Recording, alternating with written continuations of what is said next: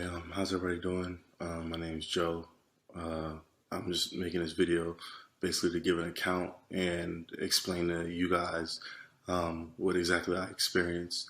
And that's pretty much it. So on March 22nd, 2017, I went to sleep late that night, and when I went to sleep, um, I ended up my soul, my spirit ended up basically in this room with this dark room. There was two individuals in a room. Um, I don't believe that they were people. It just seemed like they were kind of talking about something like about God, but they weren't talking about him. I couldn't really remember what they were talking about. And one of them had pulled out a joint, basically, like he was like about to smoke a joint. I remember knocking out the joint out of his hand, but for me to do that, I had to get up from the position I was laid in, because I was laid vertically on like my couch, but in the same place, in this place where I was also laid the same exact way. And as I knocked it out of his hand, I fell over. When I fell over, um, I literally ended up in this place.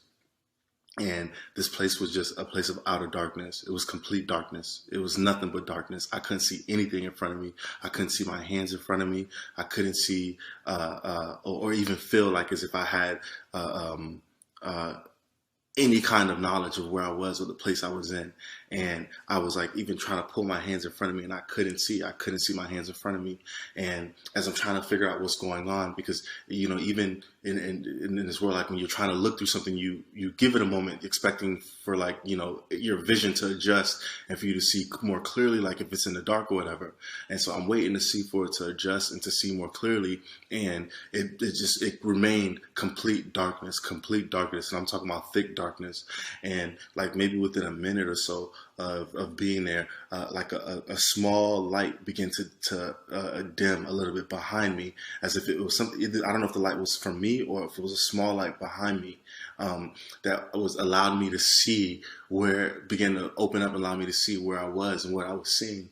And the thing that I was seeing was the most horrifying, terrifying thing that anybody could ever account for in this world. And what I mean by that is, what I had seen was literally a sea of people, and the people were just in silhouettes. So it seemed as if though this was a place where those who had just died are now coming up from, and you're now seeing the sea of people who are all coming up, and who have either passed or they died or they're here for the most part. These are people that are here, and there's no physical descriptions of them. They're just literally silhouettes. Like it's almost like they're I can only see their shadow image of them, and they're in front of me and they're around me. And you're talking about trillions of people, as far as my eyes can see. If you ever attended a concert or any public gathering, or even looked at through TV, and you've seen large amounts of people all in one place, or in a place where as you look ahead you see like a large crowd, you can still pretty much see past people. You can see a landscape still. This place was so many people that the landscape was people. As far as my eyes can see, there were people. As far to my left and to my right, as far as I can see, I'm seeing people. And everybody there is no interaction amongst us. Nobody's interacting with anybody. And immediately the fear that was there, it was like it was controlling the environment. It was like at that moment I had nothing but questions. I was trying to figure out where I was. Why am I here? Wow. First of all, why the appearance and the setting was so scary in itself, that I'm trying to figure out, what is this? What's going on? Am I in a dream? Like, what's going on? What's happening? And as soon as I begin to try to figure out what's going on, and right now I'm at from this moment on, I'm at a very, very, very high level of fear, and it remained that way the entire time. And it wasn't because nothing actually about the experience made it scary. Fear was literally just a part of my being. I could not be nothing but absolutely scared. And I'm talking about scared or fear, like to the point where when somebody just scares you, you get immediately scared. You may burst out, you may yell or something because you're scared, and then it begins to come down. But I'm talking about fear that stays at that level, as if somebody had just you just got caught at the highest point of how scared you were, or what fear you had, and that's all that you have the entire time. It doesn't come down. So you're like, feel like as if you basically shouldn't be able to breathe, or be normal, even handle yourself, to assess anything, or to use your cognitive skills or anything like that, because you're literally in this much fear. You're still able to just be in this much fear and not know what's going on. And so literally, I would say like maybe there's no time, so I can't say what moments of time. I know that from there, I then had been moved to these what appeared to be these caves, and so I had moved, not walked, but it was like a moving thing, like a force had brought me over to these caves, as if this is where these caves where I was supposed to go and belong. And then now it had gotten dark again to where I couldn't really see. So I'm trying to navigate through caves, and I'm kind of bumping into these fixed boundaries. I don't know what it is, where it was, but I'm just, okay, I would either go right or I would either go left. I would either turn left or then I would turn right. And I'm trying to find my way through, and I couldn't find my way through until I eventually got into this one place where it was a cave. It was a cave, and it descriptively just like a cave, but it was somewhat put into like I would say it's a club setting, but I didn't see any bars. I'm not seeing any drinking. I don't see anything like that. I just see people seem to be dancing without any music at all. No music at all. I'm not hearing any music at all, but people are almost like slow dancing as if they're just bopping their head to a tune, but there's no music playing at all. And as I'm trying to really look upon what's going on and who are these people that I'm looking at, like what's going on? Why? Because I'm still at the same height of fear. So I'm still trying to figure out how can anybody be literally enjoying their dance or whatever they're doing in this kind of environment, like in this environment. And so I look over and then I see this young, this appeared to be the only being that was there that somewhat seemed like he recognized me. Everyone else seemed like it was a controlled force as to their bop or their slow motion, two-step or whatever it was. He's looking at me. As he's looking at me, he has on these dark shades, and I'm trying to figure out, as I was thinking to myself, like I'm trying to figure out what exactly is like going on with him. Because I'm thinking in my mind, obviously, again, I want to make it clear that like when I was there, what my thoughts were just as communicative as if you would speak. So as I would think, is how I would be able to move too. So it was like, as I would think I want to go over here to go to this part, because I'm trying to get out the cave before I had gotten to that place. I want to make a left here. I want to go here. As I would think it, boom, I would automatically just go to that place, that particular place. And it wasn't a walk. It was like a force. It was simultaneous. As I thought, then boom, it would happen. And so now back at this cave, and I'm looking at this dude, and he's like two-stepping back and forth. That's when I started to realize that he wasn't enjoying himself, that he was actually in torment. But it seemed like to be like his torment was something that he was going through within himself, but I could not see. So even his gaze upon me was of a cry of help, but there's no communication. You understand what I'm saying? So he's not saying, help me, help me, help me, help me, or he's not able to even show me that he's suffering. It's almost like I knew it, because of the look that he was looking upon me with. That even as I'm looking, but we can't. The slightest bit of interaction is not happening. We can't interact at all whatsoever. And so I'm like, oh my God. I'm like, I'm even more scared now. And I'm like, what am I doing in this place? And it was at that moment that I had thought, and it came to me that I was like, am I dead? Am I in hell? And I couldn't. That's all that was boggling over my mind, like, oh my God, I think I died. What happened? How did I get here? What am I doing here? Was the next question. It was like, what am I doing here? How did I get here? Did I die? What's going on? What's going on? Is literally the only thought of what I have about this present time. And even as I was even thinking that, I'm like, what's going on? I remember at that time, I didn't even think of the Lord, or, my personal faith and my belief in Jesus Christ. I was, at this point, I was still pretty much being tormented by my own fear of where I was, and if this is where I belong. And then the next thought was like, but I thought that I'm a Christian. Like, what am I doing here? I'm a Christian. I didn't understand. Why would I be here if I'm a Christian? What am I doing here if I'm a Christian? What is this my judgment? Is this where I'm supposed to be? It's more than confusion, because when you say confusion, when I speak of it, it almost in our realm, it makes it seem like as if you're able to think this way and have these kind of thoughts without necessarily feeling the effects of everything else. But the other feelings and everything else, the fear and everything else never left. So I still had that. So it's almost like as if everything, it's almost like, you know, when people say that their life flashed before their eyes, or that things had happened so badly that in that moment, as something bad was about to happen, time has slowed down for them, even though something bad was happening at the same time. Somewhat similar to that, but to 100 degrees more, 100 degrees more. You're able to still feel exactly the fear that you felt, and still have a bunch of this knowledge about where you are and what. Because the funny thing is, I asked myself, I said, am I in hell? Even though even in my own knowledge, I knew I was in hell. But I don't know why I'm even still asking myself, why am I in hell? Why am I here? But I knew I was in hell. I had the knowledge that I was in hell. I had the knowledge that everyone here is in hell. Everybody here is in hell. And so I'm like, what's going on? So all this is still happening simultaneously, and I'm still scared. The amount of fear there is like, how am I able to feel this feeling this intense? Even thinking that if this was a dream, how am I able to feel it this intense? And I've never felt my senses to be heightened at this level in a dream. That's why the thoughts of being dead was the only thing that I could think of. How did I die? Did I die? And what am I doing here? So anyway, I'm looking upon him, and this guy is literally in torment. I was already frantically in fear and at a high level.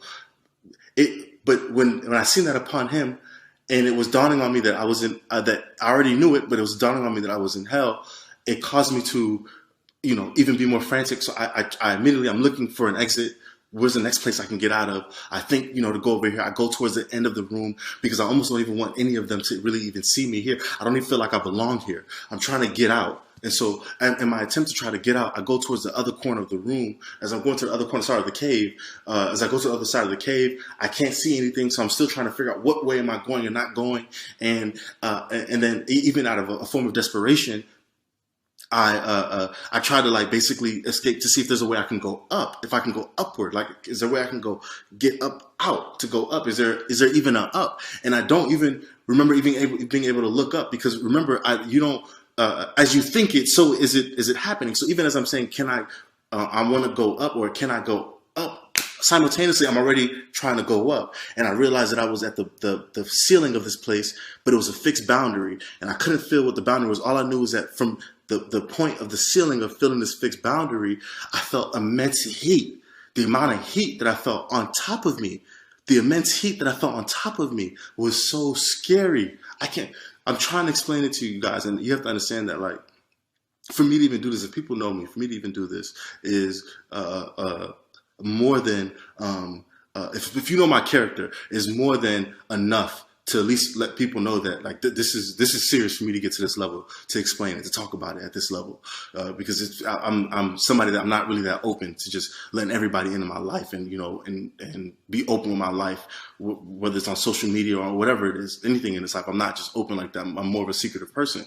And so as I'm hitting the ceiling and I'm feeling this immense heat, right then and there, I was like, oh my God, I'm in hell. I couldn't even believe that I'm in hell, and that now I can actually feel the heat that is above me.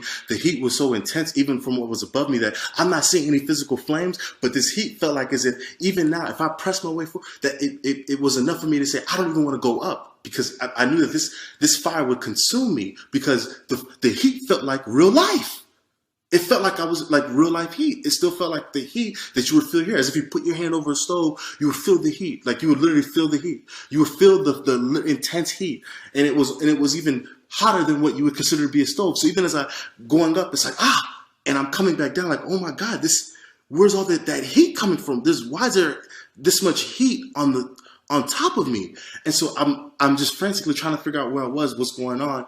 And I remember trying to say, at that point, I was like, when it had said that I'm in hell, the only thing I could think of was to be calling out Jesus' name. I'm calling out Jesus' name, and nothing is happening. I'm saying, Jesus, Jesus, Jesus, what's going on? Jesus, Jesus. And as I'm saying, Jesus, Jesus, Jesus, nothing is happening. And then I heard an audible voice explaining to me that this is how it is down here, and that it's not what you think, that it's actually Mary down here, and that, you know, these people were enjoying themselves, the people that I had seen that were in the club. And again, I didn't really know who this audible voice was, but I understood what he was saying. I understood what was trying to be told to me, because again, there was no physical thing in front of me.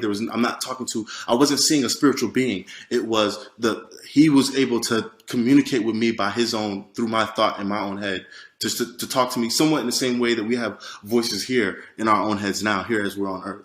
And so he's telling me that this is Mary down here, that I should have no fear to want to come down here, and that I could do as I want, I could live as I want, and I could be here, and I would be Mary. It would be Mary. It wouldn't be an issue. There wouldn't be a problem. And even as he's saying this, so when he got towards the point where he's basically trying to convince me in my mind and my spirit, and I'm thinking like, yo, I'm like, nah, this isn't true. What are you talking about? I'm thinking like this. I'm horrified. I'm horrified. No way.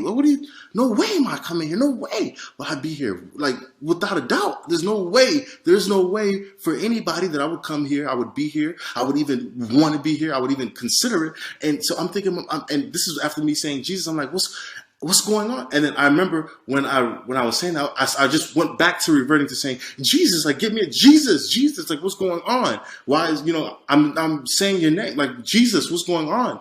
And I'm saying his name, that audible voice then got louder. And now the audible voice now was yelling at me. And what appeared in front of me seemed to be like an eye. It was an eye. It was a large eye. It was a large eye. And I remember the eye was not any eye we've ever seen on this earth. It was an eye that even appeared to have different arrays of colors in the pupil. It was a different kind of eye. And I knew that then this eye was what the voice was that I was hearing, because as he now was yelling, he said to me, you dare use that name down? You dare use that name as I've already been showing you everything down here? You dare use that name? But this was like, it's hard to explain it. It sounds like I'm saying it as if he said it that proper. Like, so to think, you have to understand that even as proper as saying that you dare use that name, that the voice that he used in saying it was a roaring, yelling, a very intimidating like voice. It was like you dare use that name. And it was so some similar like that, but heightened. I'm not doing a good job of saying it the same exact way, but it was basically infuriated that I even was saying Jesus as I was down there, and from what I was saying, and he was like, you dare use that name, you dare use that, and he began cursing at me, like, so it was like cursing at me at the same time, like, you dare use that name, blah, blah. And so even now, by seeing the eye alone, I was so frantically scared already. And the only thing in my mind was, this is Lucifer. This is the devil. This is Lucifer here yelling at me in the form of an eye, though. Just the form of an eye. I'm like, so it seemed like as if he wasn't, his presence is somewhat throughout all hell, but obviously he can manifest himself as he wishes, as he pleases. So I'm like, yo, I'm like, Jesus, I'm even more scared. I'm saying Jesus even more now. Jesus even more now. Like, oh my God, this is Lucifer. And it was in that moment that, boom, that's when I immediately then woke up. So I didn't have any, there was no light. There was no bright shining light that came and got me. Jesus did not appear to me. None of those things happened. All I experienced is exactly what I told you. And, I woke up in such fear. Even as I woke up, I felt like I can still feel the heat on the top of my head, the heat from the being above, whether that was the lake of fire on top of me, I don't know, but I could still feel the heat. So I woke up and I'm still pretty much like, like I still felt the same terror that I was under when I was there. Now, mind you, everybody may have scary dreams. And if you have a scary dream or something, you wake up and you're still, your level of fear is still pretty much similar to what you feel when somebody scares you. It's high for that moment, a couple seconds, and it goes back down, right? So, but even for me, even now, my coming back into waking up, when the terror and the feeling of the heat, and then the terror that I had wasn't even going away.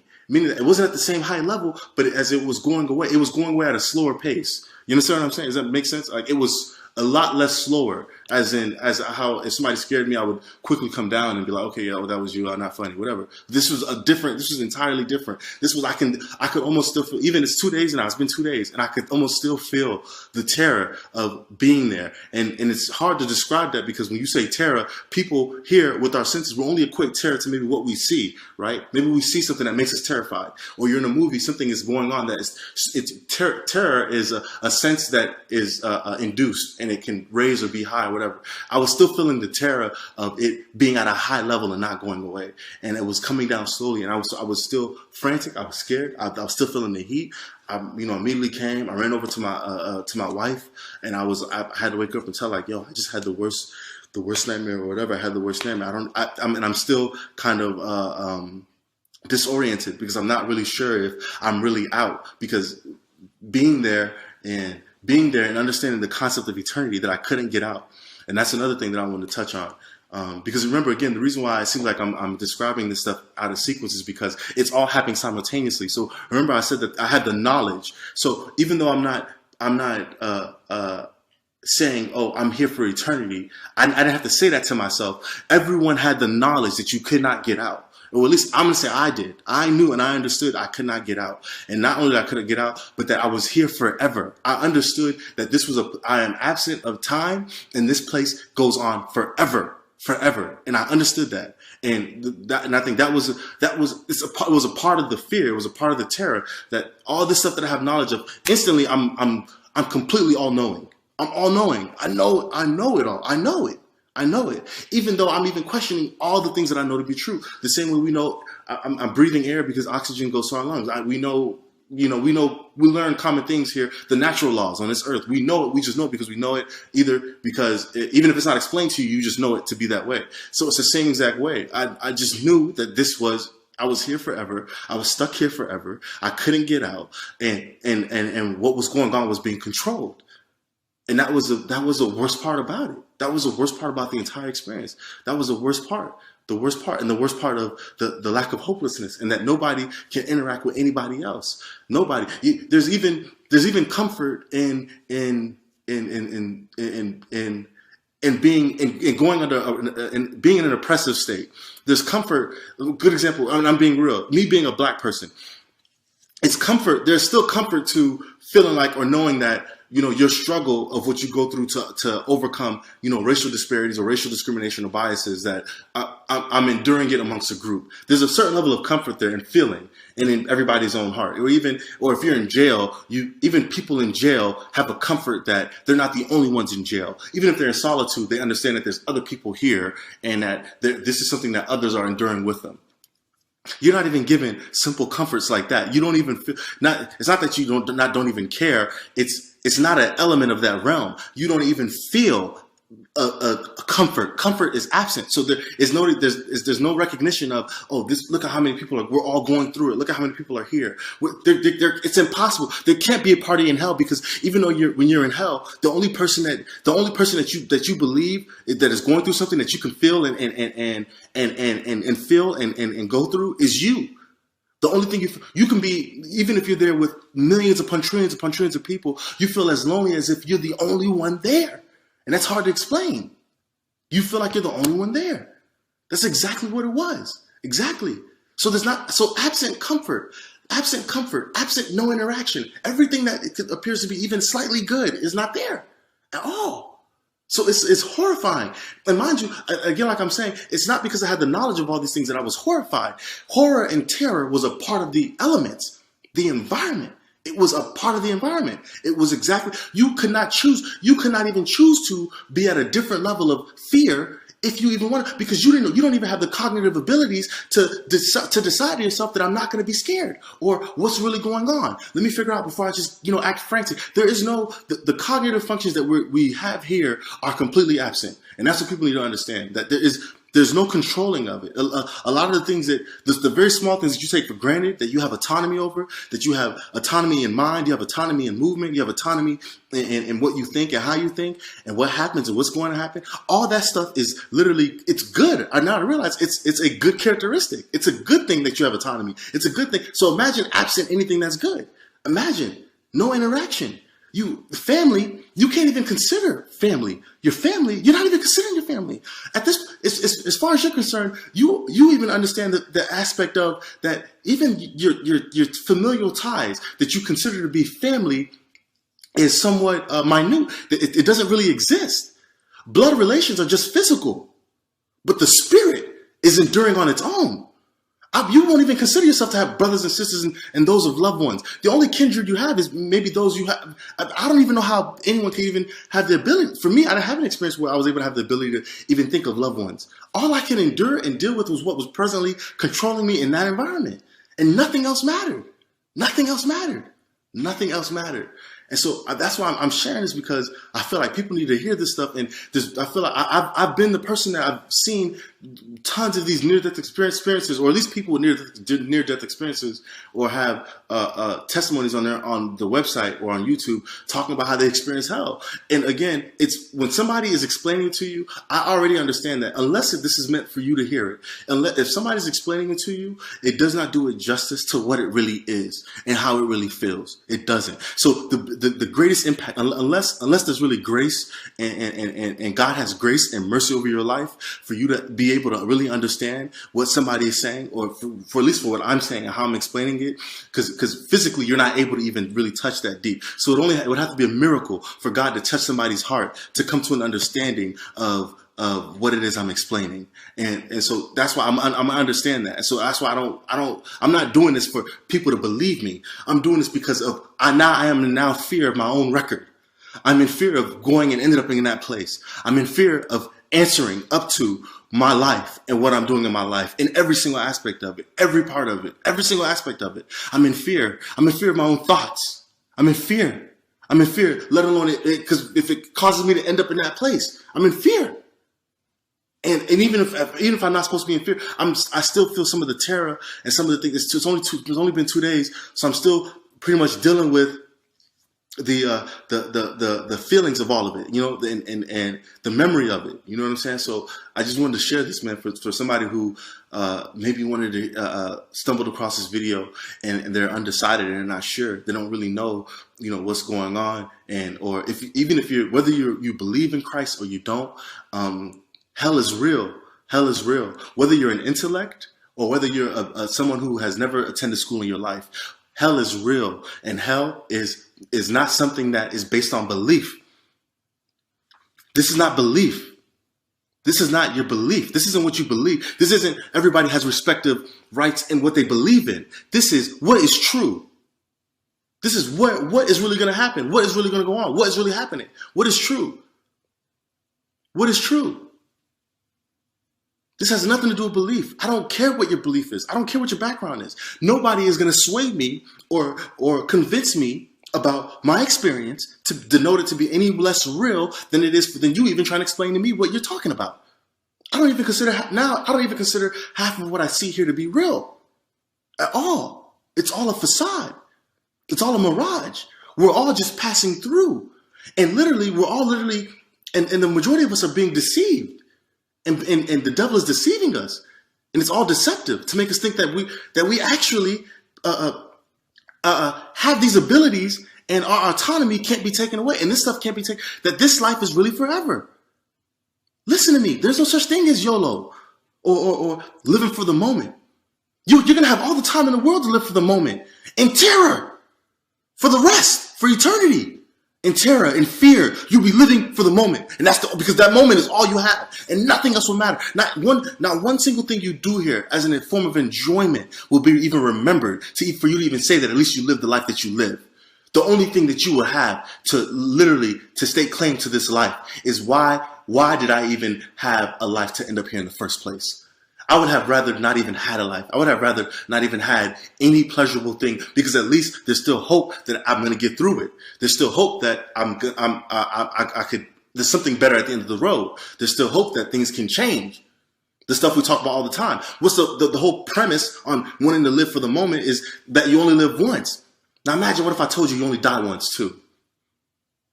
And then that's it. And then fate is decided. And if you can't understand eternity now, you will understand it then. And it's not up for discussion. It's not up for debate. I'm not looking for political talk. I'm not looking for schools of thought. I'm not looking for religious faiths and beliefs in the afterlife. I'm not looking for literature. I'm not looking for any of those things. The word of God is the word of God. The word of God is the word of God. And that's all. And in that place, all you will know and understand it is to be true. There's no debate. People are not debating down there. Nobody's debating. Nobody's trying to figure it out. Nobody's trying to debate amongst each other. Even if you don't believe in him or you're not sure why you chose him, you still don't want to be there. Do you hear what I'm saying? You still don't even want to be there.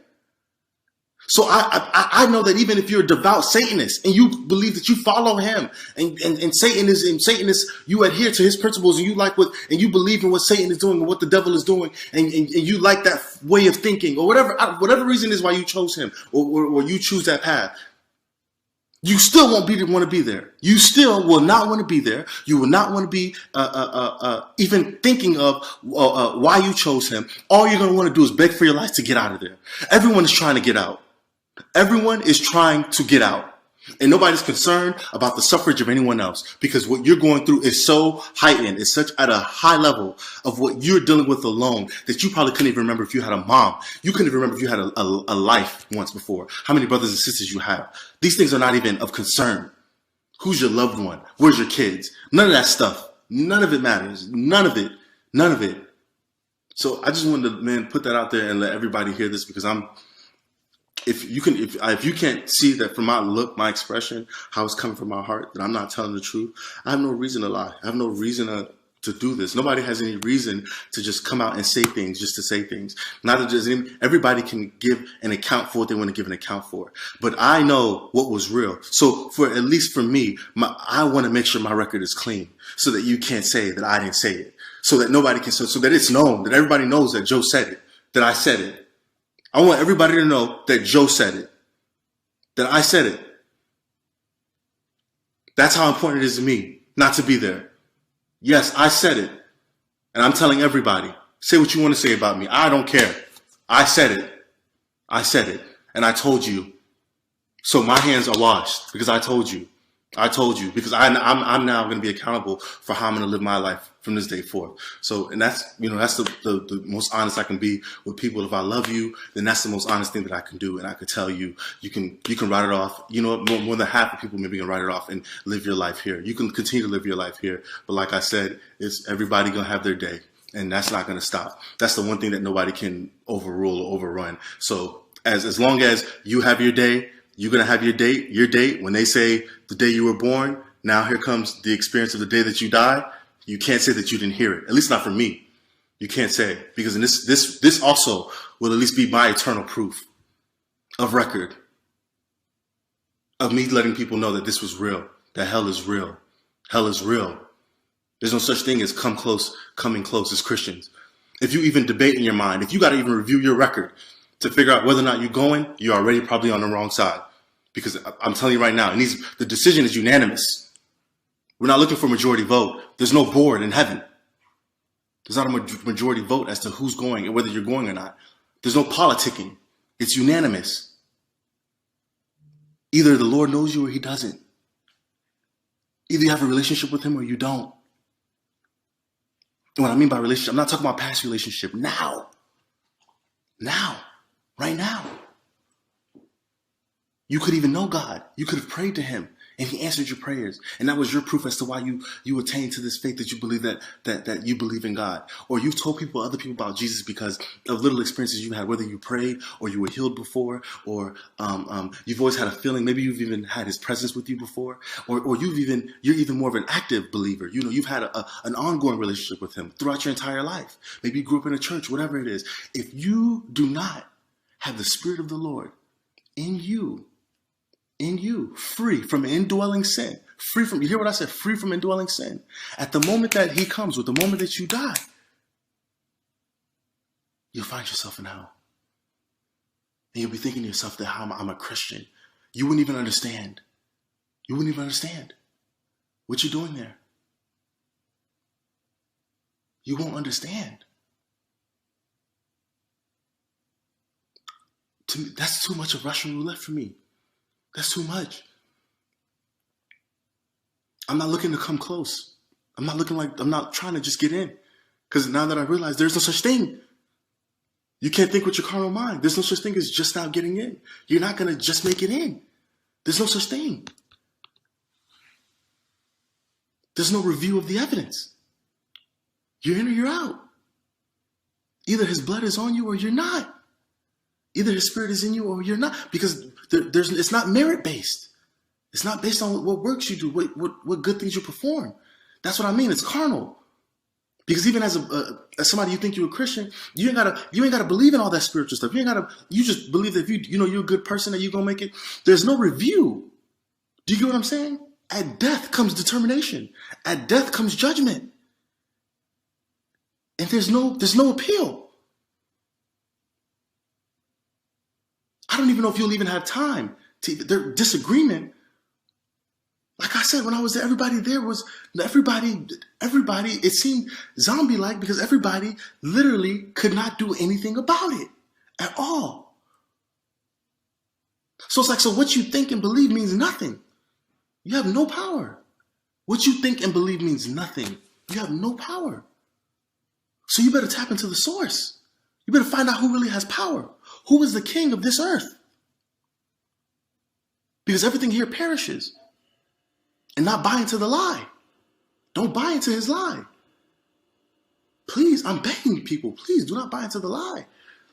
The biggest lie of them all. We are not gods. At all.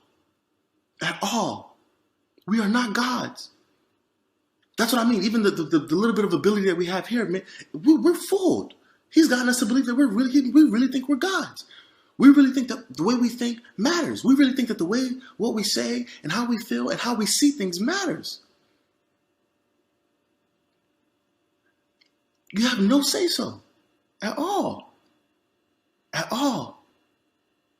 And you have no power. So you better find the source.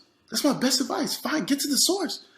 All that matters in this life is getting to the source. I used to be one too, like, the aspirations. Everybody wants to, at least when you're here, you think to yourself, I mean, what's wrong with wanting to either live a decent life or live a better life? And the means that you use to get there, whether it be good or bad, everybody is up to their own, their own judgment.